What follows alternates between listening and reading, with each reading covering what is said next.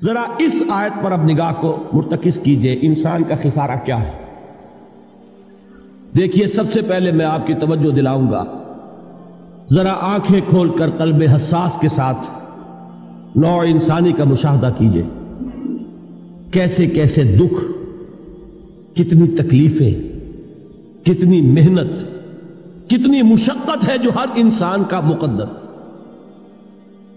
قرآن مجید میں ایک مکمل سورت ہے، سورت البلد، اس میں اللہ تعالیٰ نے متعدد قسمیں کھا کر ایک بات کہی، لا اقسم بہذا البلد وانت حل بہذا البلد ووالد وما ولد لقد خلقنا الانسان فی کبد۔ ہم نے انسان کو مشقت ہی میں پیدا کیا، یہ مشقت ہر انسان کا مقدر ہے۔ لوگ گھروں کو چھوڑ کر آئے ہوئے ہیں، کہاں کہاں انسان جاتا ہے، یہ اس دنیا میں محنت اور مشقت۔ ہاں ایک مغالطہ ہو جاتا ہے کہ شاید یہ محلوں میں رہنے والے جو ہیں انہیں کوئی مشقت نہیں، انہیں کوئی دکھ نہیں، حالانکہ حقیقت یہ نہیں ہے۔ جو جتنا امیر ہے آپ دیکھیں گے اس کی جسمانی مشقت کم ہے، ذہنی کوفت زیادہ ہے۔ ٹرینکولائزرز کی انہیں ضرورت پڑتی ہے، انہیں سیڈیٹیوز چاہیے، خواب آور دوائیں مزدور کو نہیں کبھی ضرورت پڑے گی۔ وہ 8 گھنٹے کی محنت کرنے کے بعد ایسا سوتا ہے کہ وہ صبح ہی کی خبر لے گا۔ اور یہ وہ لوگ ہیں کہ جن کو ہپنوٹکس، خواب آور دوائیاں، سیڈیٹیوز، مسکن ادویات، یہ سارا لیبلیم اور یہ ویلیم اور یہ فلاں اور یہ فلاں، یہ کن کے ہاں جاتے ہیں؟ ذہنی سکون اور اطمینان انسان کو حاصل نہیں۔ کسی کی جسمانی مشقت ہے، کسی کی ذہنی مشقت۔ میں آپ کو یاد دلانا چاہتا ہوں مہاتما گوتم بدھ کا معاملہ۔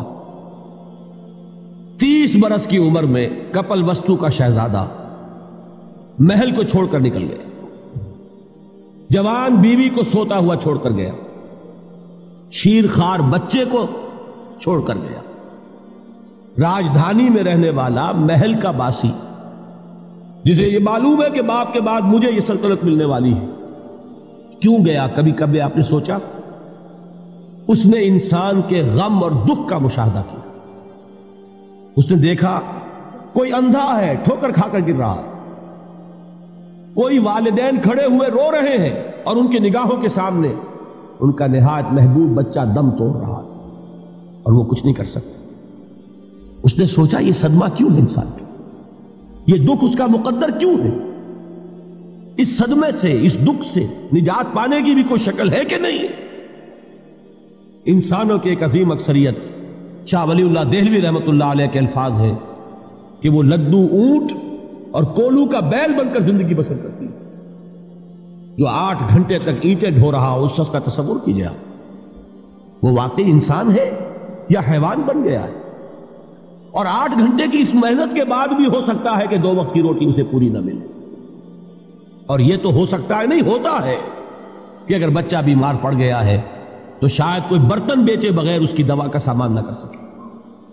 ایسا شخص کتنے بوجھوں تلا دبا ہوا ہے، کتنی مشقت کے اندر پسا ہوا ہے۔ لدو اونٹ اور کولو کا بیل انسانوں کی عظیم اکثریت کی سطح پر زندگی بسر کرتی ہے۔ لیکن آپ کو معلوم ہے کہ کولو کے بیل کے لیے مشقت ہی مشقت ہے، اس کے احساسات یہ نہیں ہیں جو کہ ان سے انسان کو جو صدمہ پہنچتا ہے۔ ایک بیل کو اس سے کوئی غرض نہیں کہ اس کا کوئی بچہ بھی تھا کہ نہیں تھا، اس کو کوئی بخار ہوا ہے یا کیا ہوا ہے، اس صدمے سے وہ بیل بچا ہوا ہے۔ گھوڑے کو کوئی پتہ نہیں کہ میرا بھی کوئی اولاد میری ہے یا نہیں ہے، اور مجھے اس کا کوئی صدمہ ہے یا دکھ ہے، کوئی پتہ نہیں۔ لیکن انسان کا معاملہ یہ ہے کہ والدین کو جو جو دکھ دیکھنے پڑتے ہیں اپنے بچوں کے لیے، اپنی اولاد کے لیے۔ رات کی نیند ہے حرام ہے اس لیے کہ بچہ بخار میں تپ رہا ہے یا درد سے تڑپ رہا ہے، لہذا نہ ماں سو سکتی ہے نہ باپ سو سکتا۔ میں نے ایک موقع پر دیکھا لاہور میں کیروسین آئل، اس زمانے میں ابھی سوئی گیس نہیں آئی تھی، اور اکثر و بیشتر جو ہے یہی مٹی کا تیل جو ہے ایندھن کے طور پر استعمال ہوتا تھا، اس کی شارٹیج ہو گئی تھی۔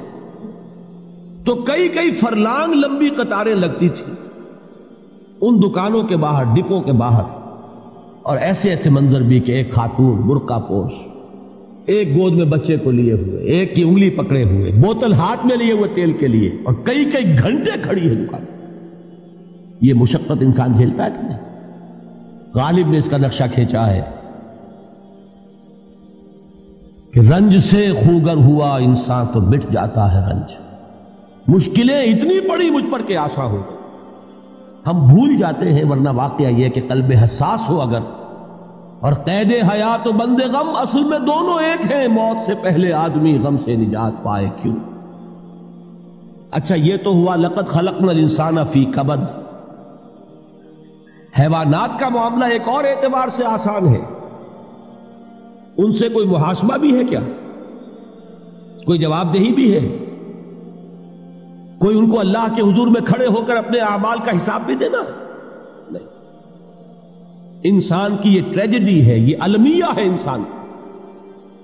اس کو بھی قرآن مجید کی ایک سورت میں قسمیں کھا کر اذا السماء انشقت، اس کے بعد کیا فرمایا؟ یا ایھا الانسان انک کادح الی ربک کدحا فملاقیہ. اے انسان، تیرا المیہ، تیری ٹریجڈی اس سے کہیں بڑھ کر ہے.